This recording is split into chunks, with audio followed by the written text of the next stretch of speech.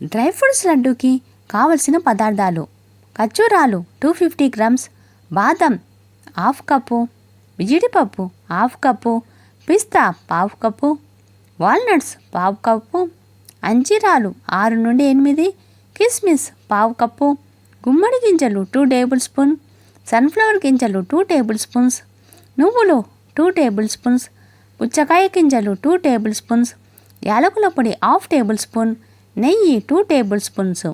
తయారీ విధానం: ముందుగా బాదం పప్పు, జీడిపప్పు, పిస్తా, వాల్నట్స్లను చిన్న మంటపై 2 నుండి 3 నిమిషాలు వేడి చేసి పక్కన పెట్టుకోవాలి. గుమ్మడి గింజలు, సన్ఫ్లవర్ గింజలు, పుచ్చకాయ గింజలు, నువ్వులను కూడా విడివిడిగా వేయించి 2 నిమిషాల పాటు వేయించి పక్కన పెట్టుకోవాలి. అంజీరాలు, ఖర్జూరాలను కూడా చిన్న చిన్న ముక్కలుగా కట్ చేసుకొని అదే ప్యాన్లో నెయ్యి వేసి ఖర్జూరాలు, అంజీరాలను 2 నుండి 3 నిమిషాలు మెత్తబడే వరకు కలుపుతూ వేయించండి.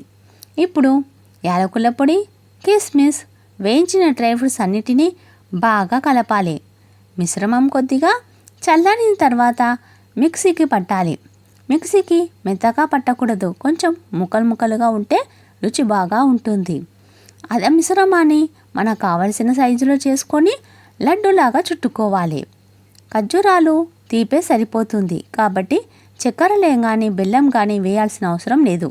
ఎక్కువ రోజులు నిల్వ ఉండాలంటే పూర్తిగా చల్లారిన తర్వాత గాలి చొరబడిన డబ్బాలో నిల్వ ఉంచుకుంటే 3 నుండి 4 వారాల పాటు తాజాగా ఉంటాయి. ఈ లడ్డూలు పిల్లలకు, పెద్దలకు అందరికీ చాలా ఆరోగ్యకరమైన లడ్డూలు. ఈ రెసిపీ కనుక మీకు నచ్చినట్లయితే లైక్ చేయండి, షేర్ చేయండి, కామెంట్ చేయండి, సబ్స్క్రైబ్ చేయడం మర్చిపోకండి. బాయ్.